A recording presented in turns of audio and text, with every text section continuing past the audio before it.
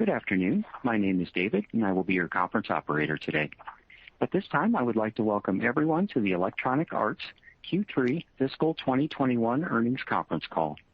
Mr. Chris Evenden, VP of Investor Relations, you may begin your conference. Thanks, David. Welcome to EA's third quarter fiscal 2021 earnings call.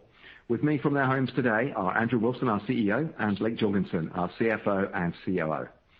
Please note that our SEC filings and our earnings release are available at ir.ea.com. In addition, we have posted earnings slides to accompany our prepared remarks. The call, we will post our prepared remarks, an audio replay of this call, our financial model, and a transcript. Once again, I'd like to direct you to the earnings slide this quarter. They now contain the metrics and color that we have historically included in Blake's remarks. With regards to our calendar, our Q4 fiscal 2021 earnings call is scheduled for Tuesday, May the 11th. As a reminder, we post our entire year of earnings calls on our IR website. This presentation and our comments include forward-looking statements regarding future events and the future financial performance of the company. Actual events and results may differ materially from our expectations. We refer you to our most recent Form 10-Q for a discussion of risks that could cause actual results to differ materially from those discussed today. Electronic Arts makes these statements as of today, February the 2nd, 2021, and disclaims any duty to update them. During this call, the financial metrics, with the exception of free cash flow, will be presented on a GAAP basis. All comparisons made in the course of this call are against the same period in the prior year unless otherwise stated. And now I'll turn the call over to Andrew. Thanks, Chris. I hope this finds all of you well and staying healthy amidst the ongoing pandemic. This continues to be a record-breaking year for Electronic Arts. We've delivered net bookings and earnings above our guidance each quarter, and we are raising guidance today for the remainder of FY21. After starting this fiscal year with guidance for $5.55 billion in net bookings, we're now expecting to achieve nearly $6.1 billion in net bookings for the full year, and we are projecting growth in our business to continue next fiscal year. We're delivering exceptional high-quality experiences across the unmatched breadth and depth of our portfolio. We are driving growth through our live services, and we are reaching new players by bringing our content and subscription to more platforms. Drilling down on these growth drivers, EA Sports is at the core of the sports experience for hundreds of millions of fans. More and more people, especially younger Gen Z players, are now defining their sports fandom through the games they play, like FIFA, Madden, NHL, and UFC. In the past fiscal year, we've had more than 230 million people engaged with our EA Sports franchises and content. We delivered 6 new high-quality sports games in FY21, including FIFA 21 and Madden NFL 21 on the new Xbox Series X and PlayStation 5, ushering in a new generation of sports games. FIFA continues to grow on every platform.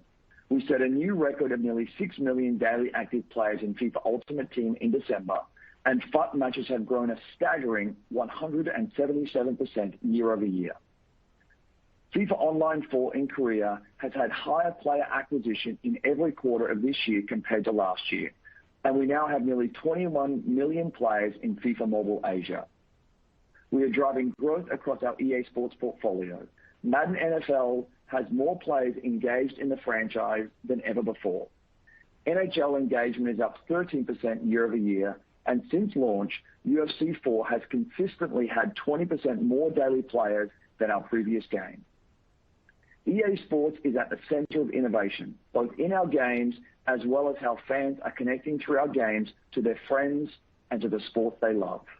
For example, in a year where an in-person Pro Bowl event was not possible, we worked with our NFL partners to create the first ever virtual Pro Bowl in Madden NFL 21.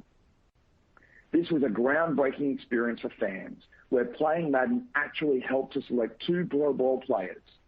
The Pro Bowl itself then took place in Madden NFL 21, with Deshaun Watson and Kyler Murray leading teams of NFL stars in highly entertaining broadcasts that aired on Twitch, the NFL Network, and NFL social channels last Sunday. Now the Super Bowl is just a few days away, and we're preparing new content in and outside Madden NFL for the increasing number of players engaging with our franchise around the NFL's championship game. Events like this year's Pro Bowl demonstrate how real-world sports experiences are evolving to become interactive, and you can expect to see us continue to lead here. Our fans are telling us that they want more of what EA Sports can deliver. They're playing more of our games than ever before, they're spending more time with our content, and they're connecting with each other, the players and teams and sport they love through our experiences. We are now set to build on our leadership position with an aggressive expansion plan for EA Sports. We have important announcements we are making today, and more that we expect to make in the weeks ahead that will lead to more great games and content for fans and significant new growth for our company. We have a major global expansion of our soccer business underway. As the scale of our EA Sports FIFA player audience expands, including a growing Gen Z population, we will offer more great content on more platforms with our long-standing partners across all the top leagues and teams in the sport. We are bringing FIFA Online to new territories, including Russia, Poland, and Turkey, with a combined audience of 80 million players. We are also accelerating our focus on mobile, with 6 new soccer mobile experiences in development today for different regions and genres. EA Sports is the premier partner for football organizations, leagues, and teams around the world. And today we are announcing that EA Sports FIFA will continue to be the exclusive home of UEFA Champions League football. As part of our renewed partnership with UEFA, we will also be launching new esports competitions, and we'll have even more news in this space in the months ahead. We're bringing new types of experiences to market that will expand the genre. In partnership with K-Lab, we're developing a groundbreaking new mobile experience inspired by the Japanese market, which we believe will have global appeal. We're thrilled to announce today that EA Sports is returning to college football. So many fans have been asking us to please bring back college football video games. Their passion for this top-selling sports franchise has never wavered. We love college football as well, and today we're very excited to say, yes, we are coming back. We have started work on an all-new next-gen experience, working closely with our exclusive licensing partners at CLC to include the universities, logos, venues, and game day traditions that fans know and love in college football. We will grow the EA Sports portfolio to include experiences in more sports for more fans around the world. In the weeks and months ahead, we'll make more announcements about our expansion into different sports, including at least one new experience that will launch next fiscal year. We're also incredibly excited to build a racing powerhouse with our proposed acquisition of Codemasters. These are amazing teams that we know very well, and we are adding significantly to our racing portfolio to drive growth. Formula One is one of the few truly global sports and is already seeing unprecedented growth in worldwide fandom, including in North America and Asia. We believe the combination of EA Sports and Codemasters can take the game franchise to an even greater level. We are awaiting the results of the Codemasters shareholder vote on our offer, which we anticipate having tomorrow, February the 3rd. With the strength of our EA Sports franchises and these announcements today, we are in a position to deliver the world's best sports games and content. We intend to leverage our capabilities in this space to grow to more sports and more experiences, reaching larger audiences in more markets all over the world. These announcements today are just the beginning. For 230 million EA Sports players and viewers, we are providing a social network that enables them to experience more of the sport they love with their friends. We believe we can grow to 500 million players and viewers in EA Sports experiences over the next 5 years. The future of entertainment is interactive, and the future of sports will continue to blur the lines between live sports and immersive and engaging new experiences. EA Sports is at the center of this convergence, and in collaboration with our amazing league partners, we are prepared to accelerate the future of sports entertainment. In addition to EA Sports, we are driving growth through our portfolio of more than 20 top live services. I'll give 2 examples from our deep roster of wholly owned IP. We are at the 2-year anniversary of the launch of Apex Legends, and with 30% growth in new players year over year, its success is accelerating.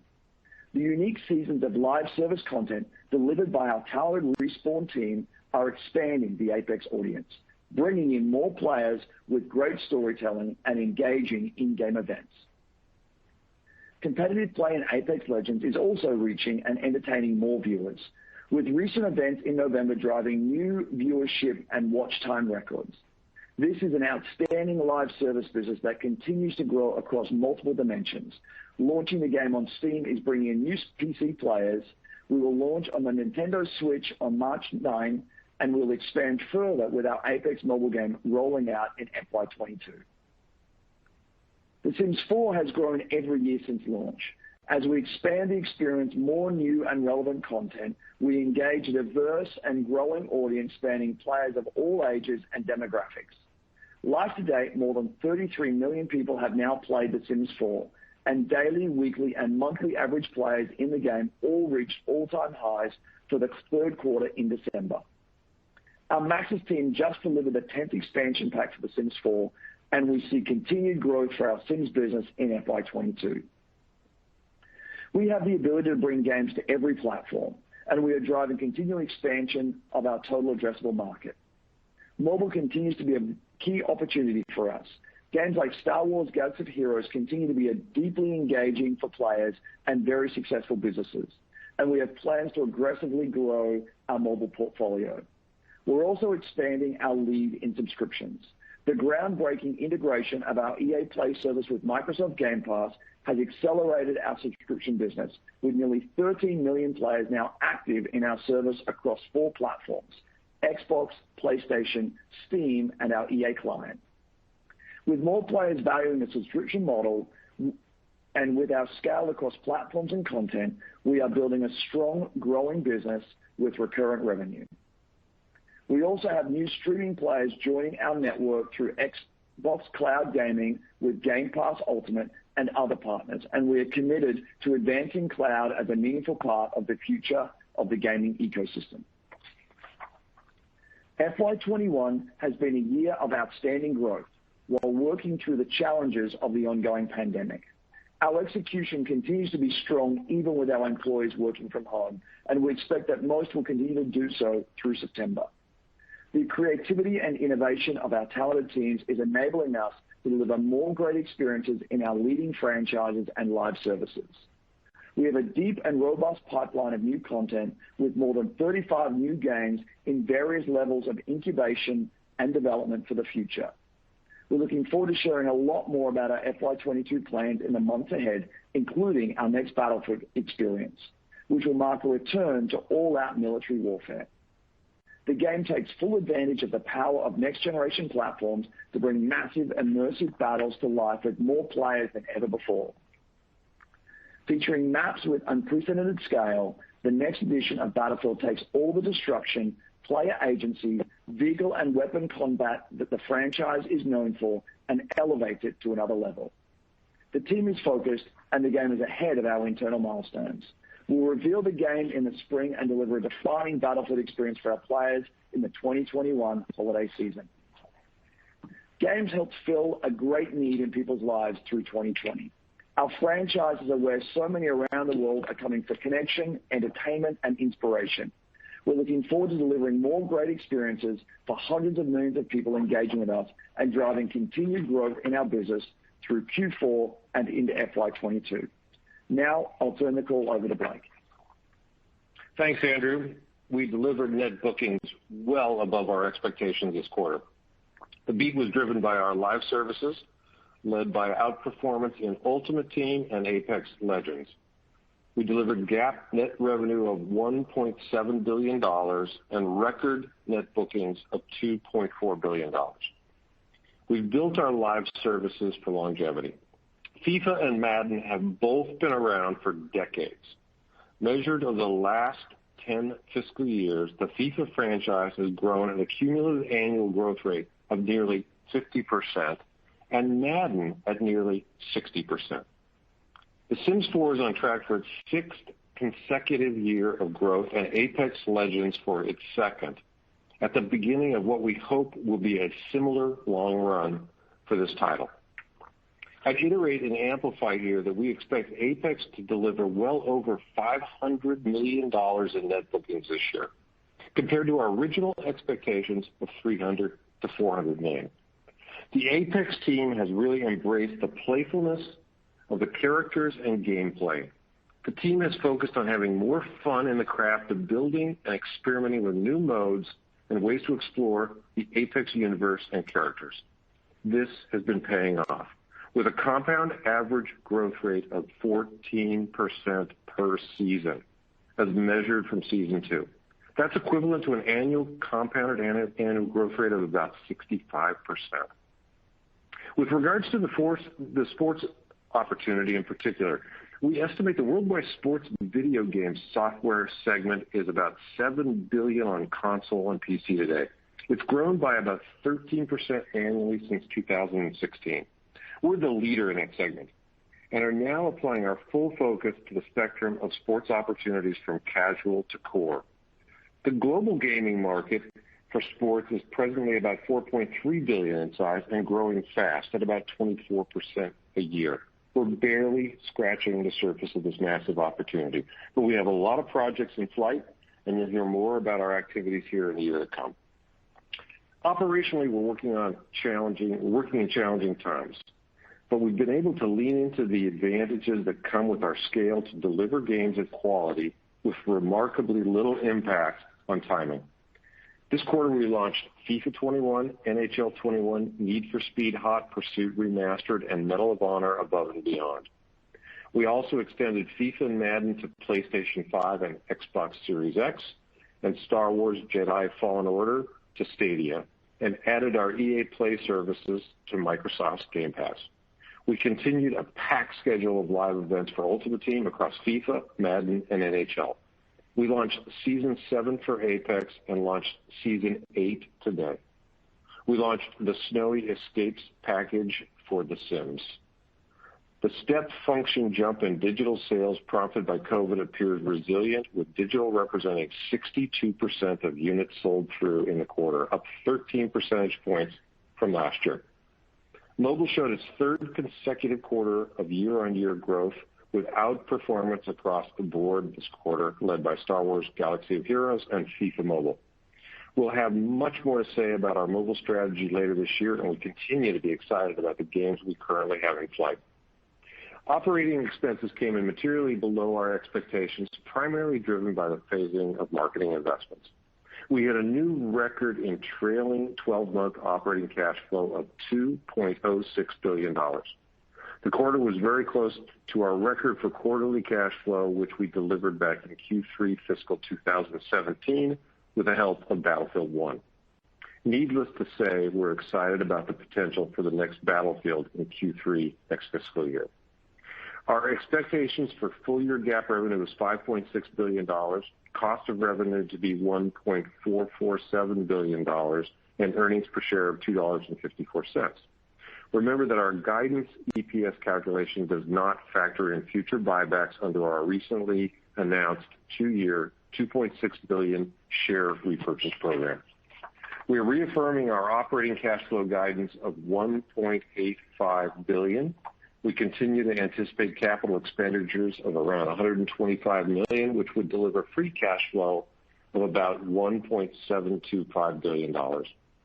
Please see our earnings slides and press release for further cash flow information.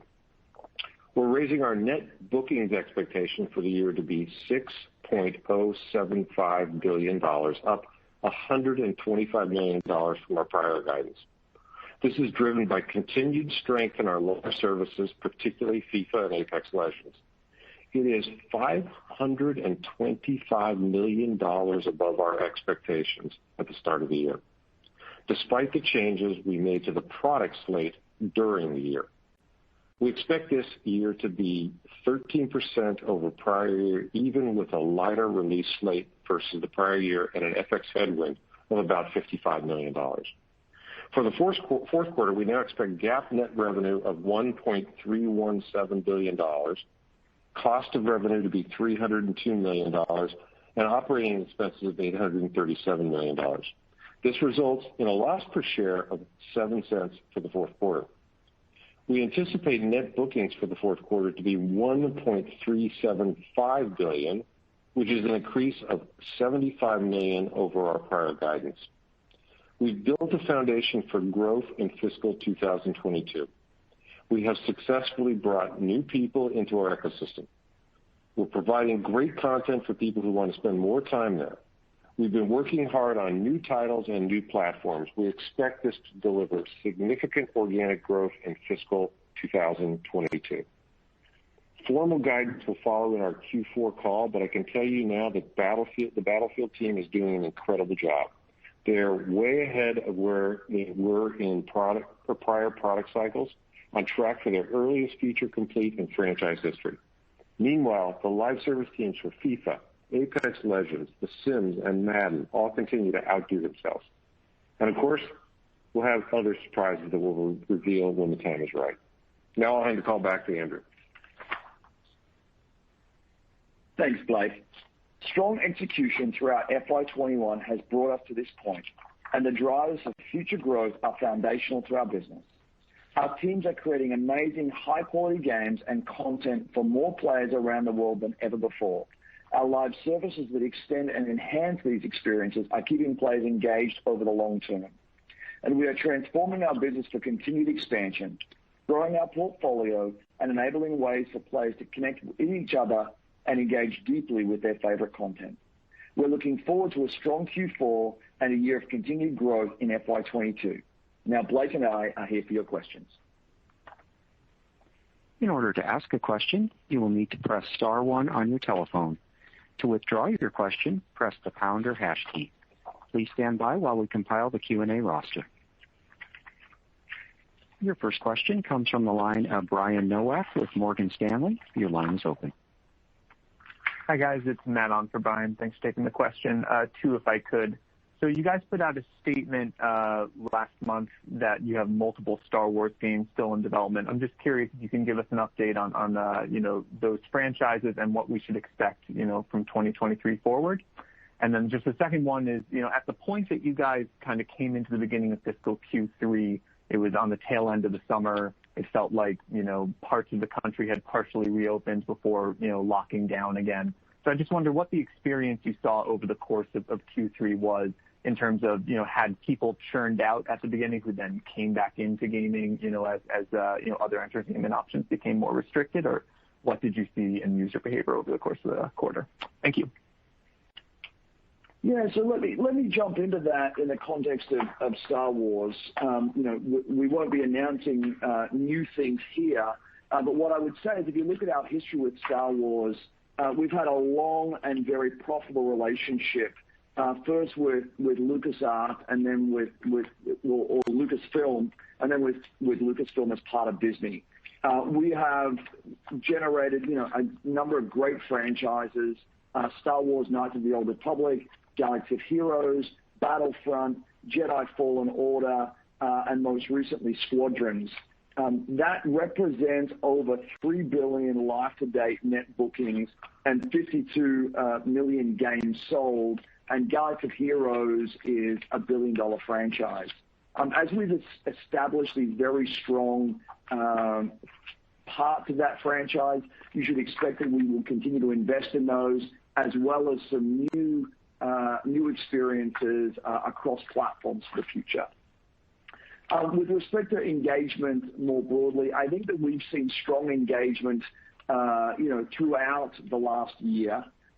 Blake and I have both been relatively conservative, I think, as we've looked to the future at each moment in time. But we feel good about where engagement has been, and we now feel more confident that the increased engagement we've seen in our experiences is likely to continue on a go-forward basis. Blake, I don't know if you have any more to add to that. No, I would say, clearly, looking at Q3 in terms of live services, and 24% growth year over year of live services should prove only one simple thing, which is engagement is stronger than we have ever seen. It is spectacular. And it's because we're fulfilling the social connection between people who love the same things, be it some sport, The Sims, Apex, whatever it is. We've figured out how to make that happen. And you don't see growth on, $1.5 billion of revenue without knowing that that's what's driving the engagement and the social networks of what we've created. And that's the secret sauce of what we've done. Great, thank you. Your next question comes from the line of Michael Ng with Goldman Sachs. Your line is open. Great. Thanks for the question. I just have two. First, just on Battlefield, with first-person shooters using free-to-play game modes to expand the top of funnel, could you talk a little bit about your ambition to do something like that with Battlefield? Is there anything you could share with us about the content roadmap? And then my second question is just on the NCAA deal. For those of us who weren't around when you guys were doing, I think Football 14 was the last one. Could you just give us some parameters in terms of, what the units for, unit demand for that game was like? Is that a good way to think about some of the future NCAA games that you'll do going forward? Thank you. On Battlefield, we don't have anything more to share with you at this point other than we believe that it's going to usher in, a new generation for Battlefield games and Battlefield fans, and we'll be taking, benefiting from the full power of next-gen platforms. And you should imagine that we're looking across all forms of the experience to ensure that this is exactly the game that Battlefield fans want to play, and the game that we believe will drive growth in the Battlefield franchise. But more on that to come in the months ahead, and we're excited to share more on that at the appropriate time. With respect to our college football game, again, this was kind of part of my past life leading EA Sports. It was a really strong game. It was a fan favorite game. It sold tens of millions of units over its life. And we expect that it will continue to be a really strong fan favorite game. It's measured by the amount of emails I get in my inbox each week requesting us to bring back this game. I think that we could look to the past as a factor for the future, but I'd also say that I think college football as a fan audience has grown dramatically since we launched the last game in 2013. I also think the nature of gameplay has changed dramatically as we think about the future of sports, and you heard us speak to the conversion of sports and entertainment more broadly, and so we're excited to bring that back in the years ahead. Great, thanks, Andrew. That's really helpful. Your next question comes from the line of Mario Lu with Barclays. Your line is open. Great. Thanks for taking the questions. I have one on Apex and one on FIFA Mobile. So the first one, Apex, very excited for the Nintendo Switch version coming out in March. So with close to 80 million Switches sold worldwide and the fact that Japan is the game's number 2 market, can you help us frame the Switch's opportunity to the franchise reaching 1 billion in annual bookings versus growth coming from organic and mobile? And then secondly, on FIFA Mobile, can you expand a bit more on the current strategy in growing that title? I believe you mentioned there's 6 different, FIFA games. Are they going to, be similar with each other, just being localized for each region, or are they completely separate games? And, why not just have one title, tied to the console PC version like Madden? Thanks. Yeah, so I'll start with Apex, and then Andrew might want to jump on FIFA. So on Apex, clearly, as you said, Japan is the second largest market for Apex, which is very exciting for us. And we know that it's one of the largest markets for Nintendo Switch, and that's the reason we decided to put it out on Nintendo Switch. But we also know that Nintendo Switch is a global business, not just a Japanese business. We think the combination of Nintendo Switch Apex plus mobile Apex will be very powerful. We believe mobile Apex will be in soft launch sometime in the next 3 to 4 months, and hopefully gets into the marketplace quickly. Obviously, it will take longer to get into the market in China because of some of the regulatory issues, but in the rest of the world, we don't see those issues happening. but we also want to make sure it is the exact product that we want. I think the team is very dedicated to making sure the product is the perfect product for a global market. But they've learned a lot from Japan. They've learned a lot from character development and so forth in that market, and we think that will continue to help us. And, let's all remember, less than 2 years ago, no one knew this product existed. Today, it's over $1 billion. We think there is a huge upside to this product over time, and I just encourage people to keep focused on that because we don't have a mobile product today. We don't have a Switch product today. There are still other platforms around the world that we might go on. This is an opportunity that will last for a very long time, and we're trying to build it for the long range, not just a one-year blip. So we're very excited about it. With that, Andrew, I'll throw it over to you on the FIFA question.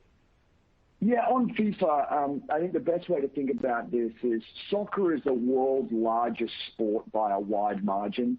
Mobile is the world's largest gaming platform, also, as it turns out, by a wide margin in terms of magnitude of players.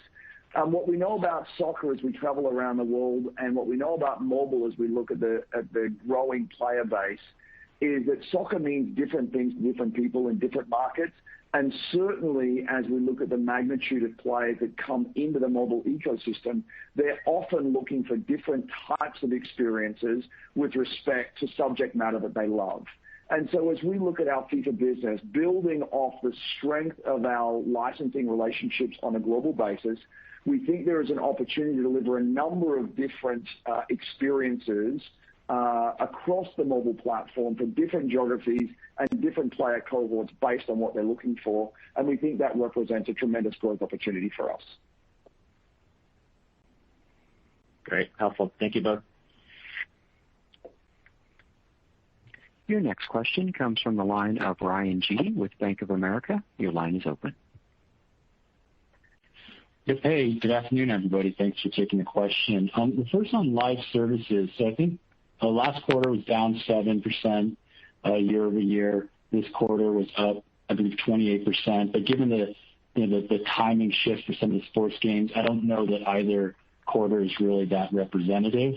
So I was hoping you could clarify what the right cadence is for Ultimate Team, since FIFA and Madden launched, and how much live services this quarter may have benefited from subscriptions and Game Pass partnerships with Microsoft and Mike. Yeah, I would say, Ryan, thanks for the question. I would say the impact on subscriptions is relatively a rounding error. I would say year-over-year growth of 24% would imply that it's a pretty strong business. And last year, based on the numbers I'm looking at, wasn't down. It was up year-over-year. It's been up year-over-year every year for I don't know how many years. So it is extremely strong, and it's strong across almost all of our live services. FIFA, Apex, Madden, Medal of Honor, and Sims, and even hockey had one of the best quarters they've seen in years. And so what I would try to remember is the bulk of our business this quarter is still live services, and we're seeing incredible growth across it year over year. And subscription, while just nice growth, it's still very small compared to the overall live services growth across all of the games. Okay, I was referring to the down last quarter because there was timing of FIFA where live services was down year over year, but I get your point nonetheless. The other question was really just, could you kind of give us your, with the new next-gen consoles out there in the market, can you give us maybe your high-level observations on consumer response and how the pace of adoption, has been relative to your expectations, and whether those that now have the console, the new one, have exhibited any different, purchase behavior, time spent, engagement versus the prior gen? That would be great. So I think that, on balance, it's probably a better question for Microsoft and Sony at this point. I think it's too early to tell for us I think anecdotally what we know to be true is demand is extraordinarily high for both consoles, and that retailers, both digital and physical, are struggling to keep them in stock. What we've seen is the games that we've been able to build on those platforms are really, really strong. And as I look to the games that we're going to be able to build on those platforms on a go-forward basis, I'm really excited about the new innovations in creativity and gameplay we're going to be able to deliver. And inevitably, I think that is going to offer a more engaging and immersive experience for our players that will ultimately see growth both in players overall and the time spent in our games.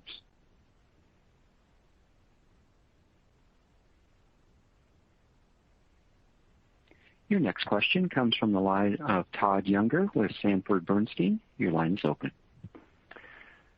Hi, thanks for taking the question. I've also got two, one on basketball and one on the broad topic of social. Just if you talk about the expansion of sports on lots of dimensions, noticeably absent was any mention of NBA or basketball. I just wondered if you could comment on your sort of latest thinking on that, and in particular, maybe college basketball might be a particular opportunity, white space there that certainly has a large fan base, and wonder if that is a potential way for you guys to get back in the basketball business in a big way. Second question on the broad topic of social. It's a pretty broad question. I'll try and make it short, but I think the word social was mentioned in your prepared remarks multiple times. Surely we all could agree that the convergence of what we call gaming and so social is happening in front of our eyes. Fortnite, Roblox. Just wondered how you think about, as you evolve your portfolio of games, what that means for your evolution, where your biggest opportunities are to take advantage of that. To me, clearly The Sims is an obvious place that comes to mind. Are you proactively doing anything to be more sort of aggressive in pursuing that aspect of gaming? Thanks. Two great questions. First off, no announcements on basketball to make today. I would say two things. One, I think we underperformed on basketball over the last number of years, and that's been very disappointing to us. With that said, we continue to have a really good relationship with the NBA and remain committed to basketball long term. And you should imagine that we are thinking through the best ways for us to use the strength of our business, the strength of our technology, and the amazing creativity of our teams to deliver really cool, new, innovative experiences for basketball fans. With respect to social in general, the short answer is yes. Part of what we have recognized now is that our players, particularly over the last year, have been using our games as ways to remain connected with their friends even while they're apart. And you may have heard me say this before, but social interaction is moving from physical to digital more broadly for the Gen Z population, and the consumption of sport and entertainment is moving from linear to interactive for the Gen Z population. And we kind of sit at the very intersection of those two secular trends.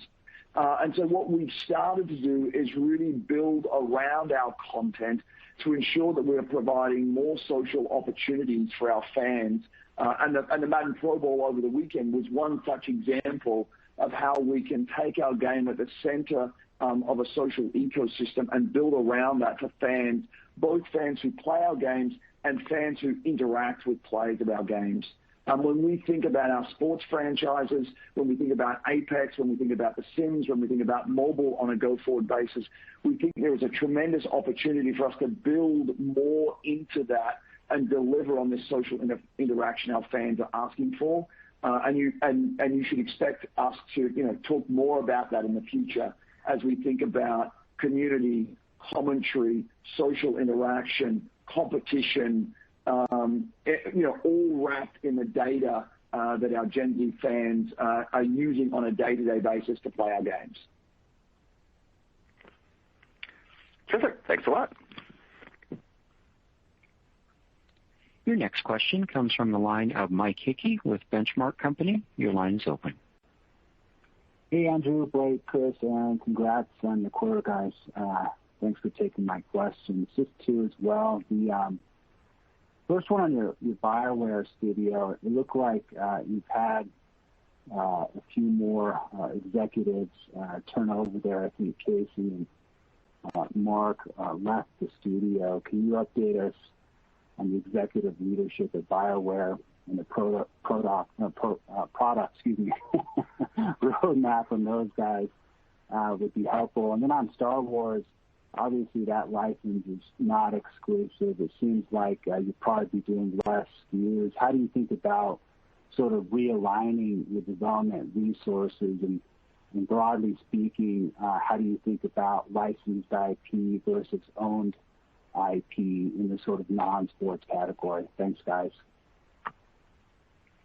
Two great questions. First off, on BioWare, again, that is an incredible studio filled with incredible people who do, incredible work.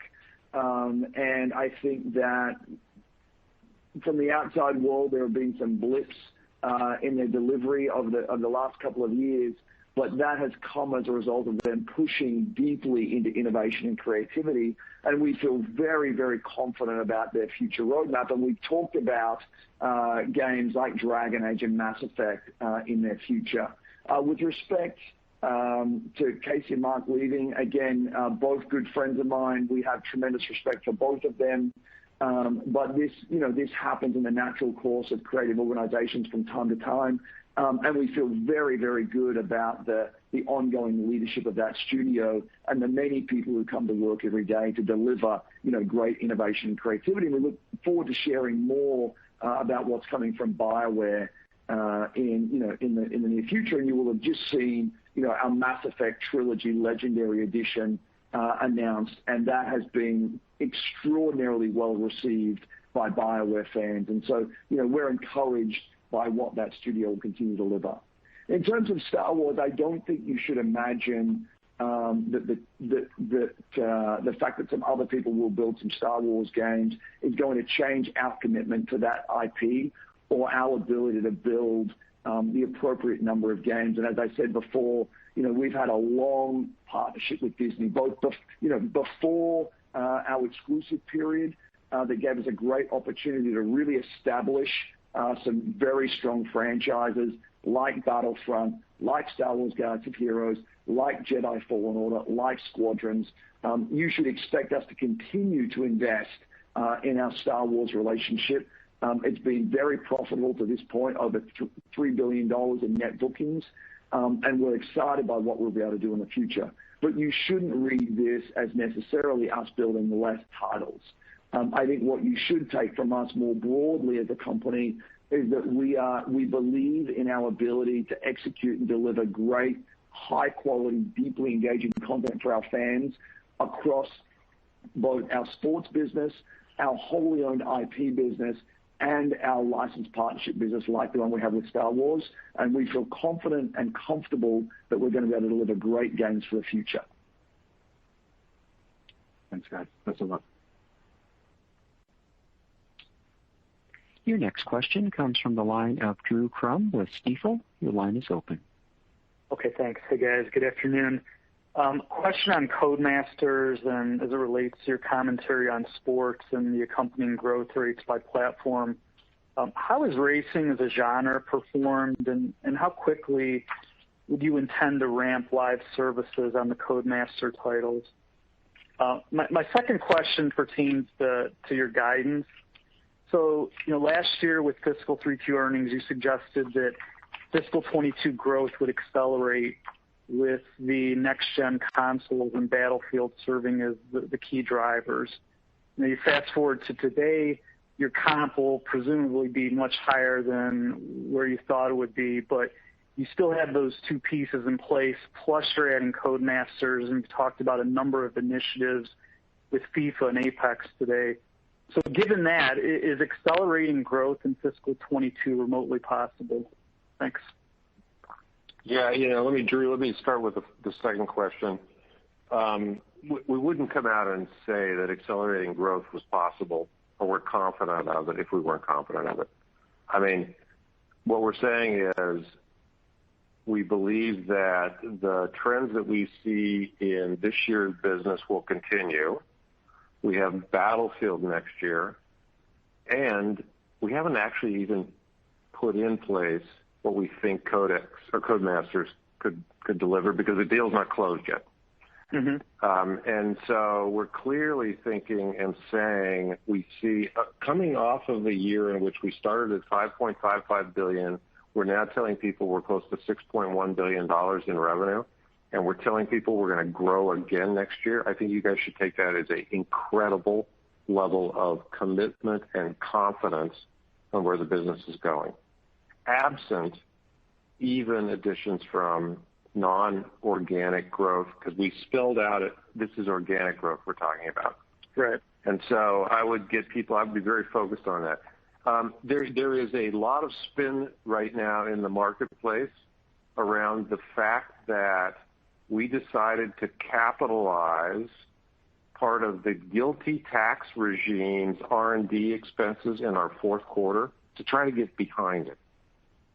Because we had a strong year, and so the reason we have a fourth quarter that shows a gap, not a non-GAAP, but a gap decline in EPS is purely getting ahead of what is going to be a tax cost for every company out there that gets hit by GILTI. And we're trying to be aggressive and stay in front of that. But the cash impact of that is minimal, and we think in a year in which we are already well above our EPS and our earnings, it was the exact right thing to do.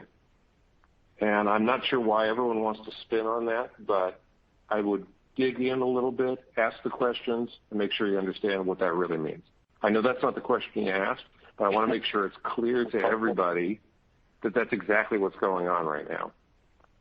Now, Codex on its own could be a nice addition to the company. We know that they have some incredible franchises. The F1 franchise is so nascent. It's a new franchise for them. We know if you're based in the U.S., there's very little F1 racing going on in the U.S., and yet we know that the owners of F1 would like to build an F1 business in the U.S. We know that there's still expansion around the globe. It is probably one of the best growth opportunities there is, and the reason that we were willing to pay what we were willing to pay for it. On top of the fact that the Dirt franchise, the Grid franchise, all of their franchises are incredible games, but none of them have actually taken advantage of a large publishing organization and a marketing muscle that we're able to deliver, and we think that has growth to it. Not to mention the talent that's in that organization that could continue to help our Need for Speed business or our real racing business. It could be very powerful. So we know it is not a FIFA-sized business, but we know there is incredible opportunity to own essentially all of the driving business there is.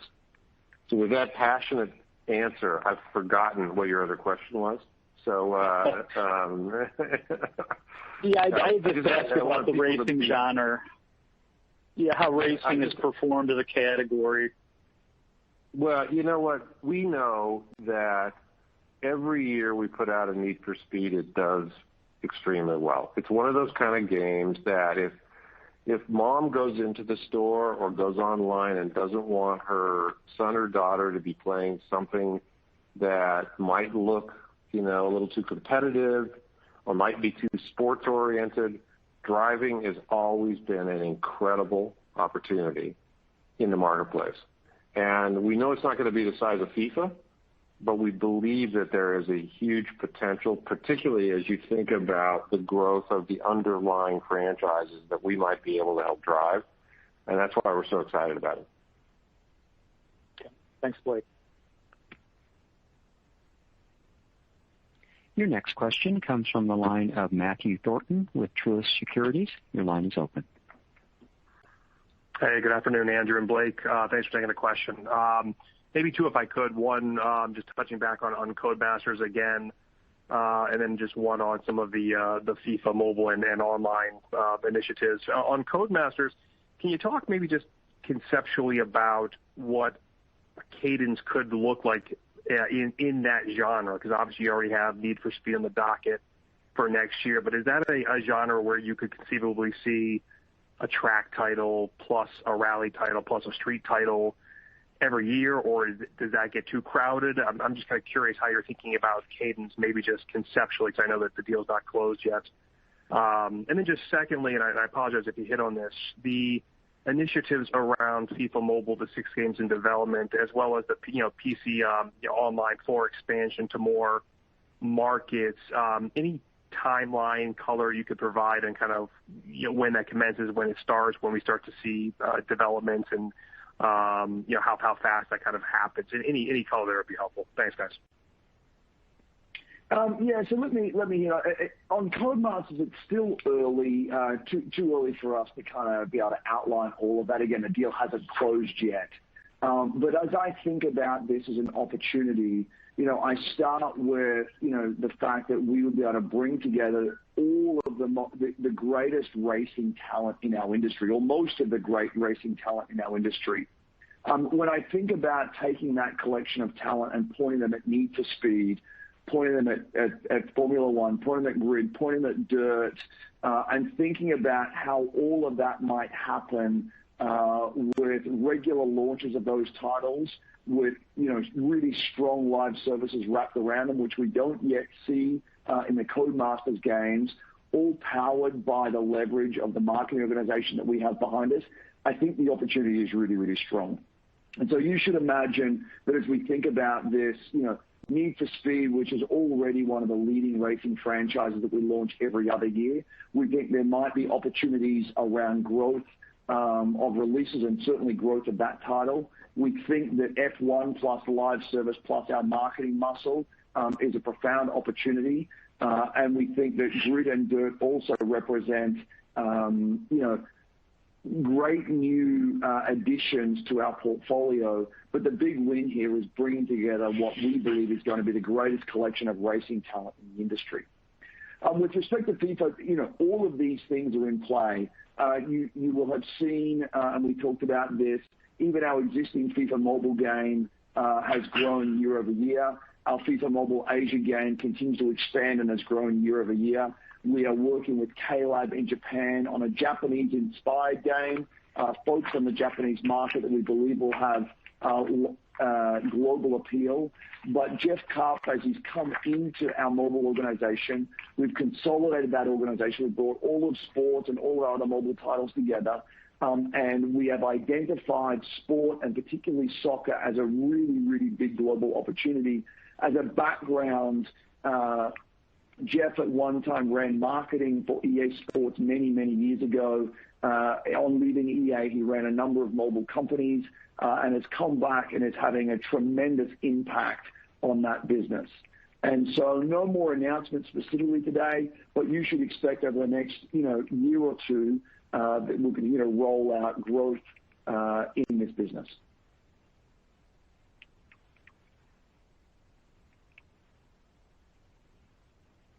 Again, if you would like to ask a question, press star one on your telephone. Your next question comes from the line of Andrew Marok with Raymond James. Your line is open. Hi, thanks for taking my questions. With the news on FIFA today, I guess if we could just get some of your updated thoughts on how you're thinking about the market opportunity for FIFA and Madden on Stadia. And to the extent that it's relevant, are there any learnings to take away from Jedi on the platform so far that could be brought to sports? And then second, as Apex expands, it really just has the one core game mode right now. And as you're looking into options like Switch and mobile, could that potentially expand? And in that case, would that put increased overlap with Battlefield on the table? Thanks. On FIFA and Madden on Stadia, again, this is early. We believe that cloud is going to have a tremendously positive impact on total addressable market in our industry over the long term. We also think that cloud is going to offer all kinds of new innovation, creativity about the types of games we can build when we can harness the power of cloud compute at the edge, and 5G networks that drive latency-free gameplay in between those two endpoints. And so when we think about Stadia right now, it's really about working with our cloud partners to innovate and lead in what we believe is going to be a meaningful future for our industry over time. With respect to Apex, no announcements here. I would just come back to Respawn are amazingly creative as a studio. They've built, unbelievable games both in the context of Titanfall, Apex, and more recently Jedi Fallen Order. As we continue to expand that, they're on their 8th season. They've just launched their 8th season. Every season adds new characters and new gameplay and at some point new maps. You should imagine that team is thinking about how to further expand that universe over time, and we'll be excited to share more about that in the future. Great, thank you. Your next question comes from the line of Tyler Parker with KeyBanc Capital Markets. Your line is open. Hey, thanks, guys. I just wanted one more question on college football. Without student-athlete images and likeness this time, it's going to look a bit different than historically. So I'm curious what we know historically about gamers' motivations. Are they going in there to play their favorite players or their favorite teams? How does that going to look, and how do you expect them to react to a game that doesn't have, necessarily student-athlete names and likeness in there? Thanks. You might remember that, our last game also didn't have student name and likeness. The game has always been built on the power of the relationship that fans have with their colleges. We'll have over 100 colleges, all of the logos and kits and stadiums and on-field pageantry that makes college football great. And we are very excited and believe that we can build a really compelling college football game with all of those components in partnership with schools across the country. And the response that we've had to the announcement kind of ratifies that excitement. And so you should hear more from us on that in the month ahead.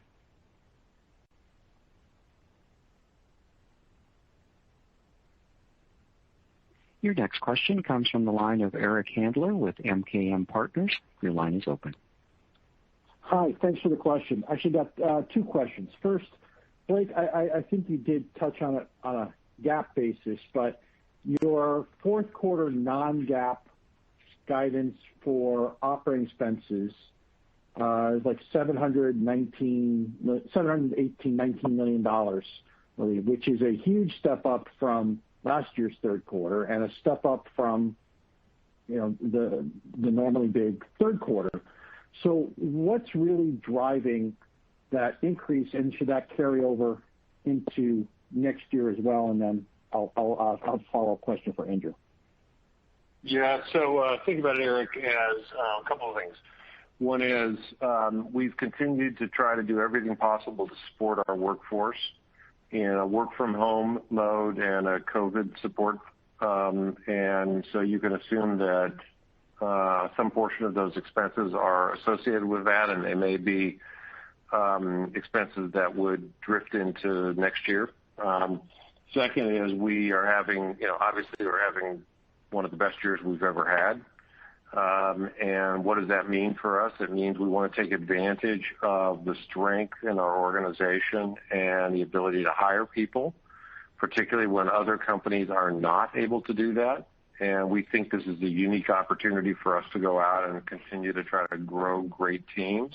Well, to give you a simple example, it's not like we have, a group of people just sitting around doing nothing that are waiting to build college football.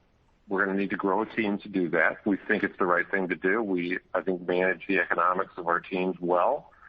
But we're going to continue to hire people, particularly in a time in which we've been able to prove to our employees and those people who see our employees that we are a great place to work. And so that's driving some of the uptick in expenses that you're seeing.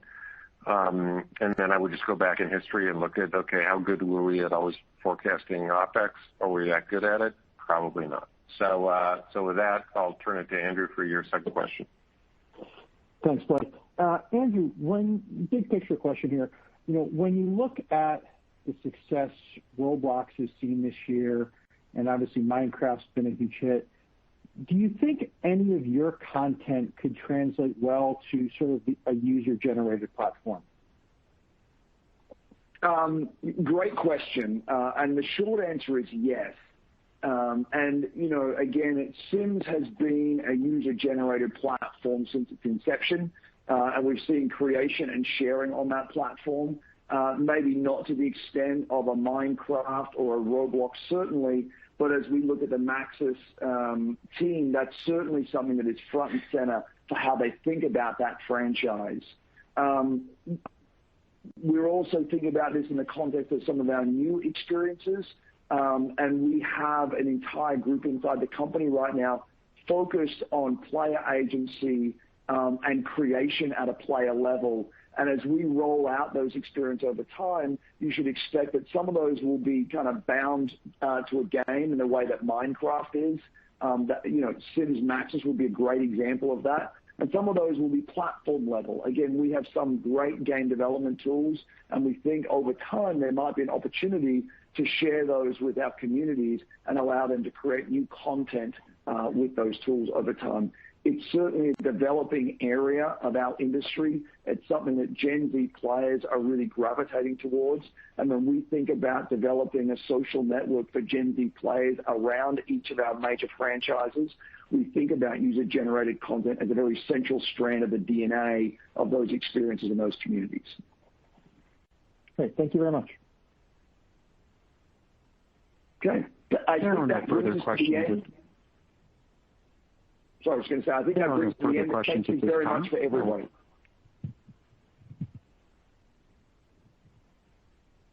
Ladies and gentlemen, this concludes today's conference call. Thank you for participating. You may now disconnect.